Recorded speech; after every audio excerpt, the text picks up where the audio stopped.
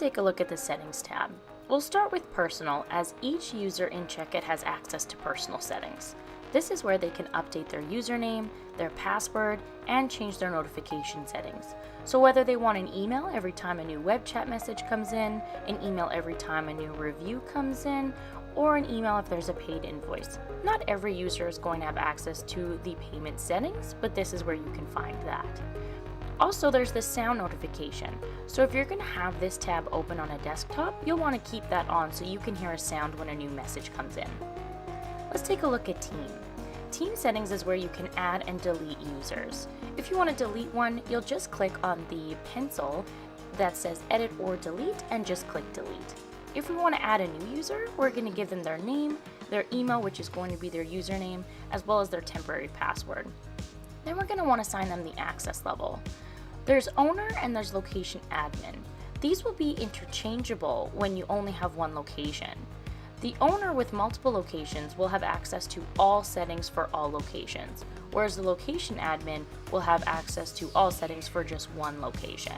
So if you only have one location, these are going to be interchangeable, as I said. Your team leader has access to team settings, so they'll have personal as well as team settings. So they're going to be able to add and delete users as they go. They also can reply to messages and respond to reviews. Your team member has the ability to reply to messages that come in, as well as respond to reviews that come in.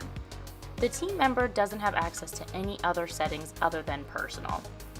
Your team member limited also only has access to personal settings, and they can reply to messages that come in, but they cannot respond to reviews.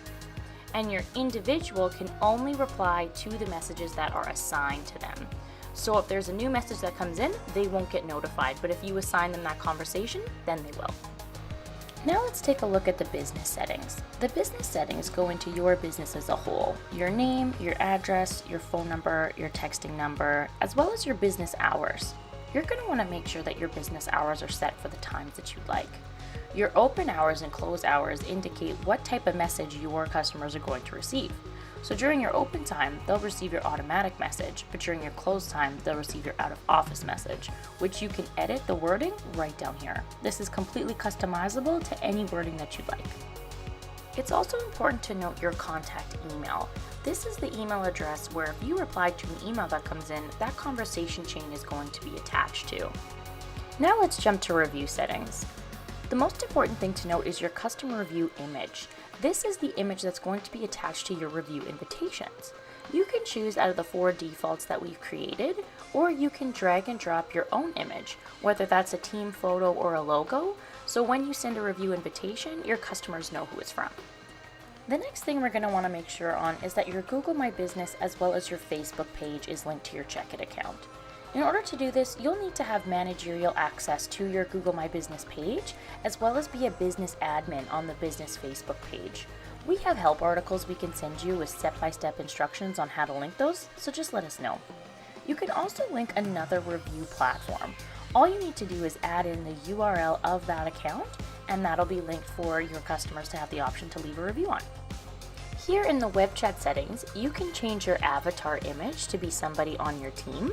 You can also change the other display settings of your web chat, like the icon that's listed on your website, whether that's going to be the phone number or the message bubble.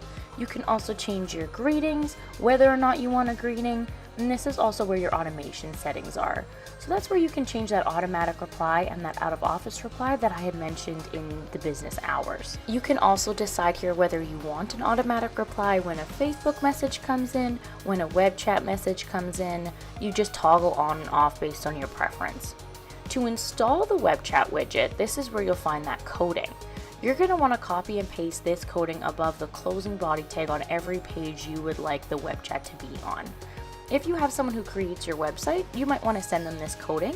If you do it yourself, we also have help articles to let you know how to connect that. The next settings is payments, and not every account will have payments as this is an optional feature. In payments, you can make sure that your Stripe account is connected, see the default currency that you're dealing with, as well as your automation settings for when an invoice is paid. You're also going to want to make sure that your logo is attached, so when you send those invoices, they know who it's from. And last, billing is for your own Checkit account. This is where you can update your payment method, update your payment email, as well as see your past invoices for all your accounting reasons.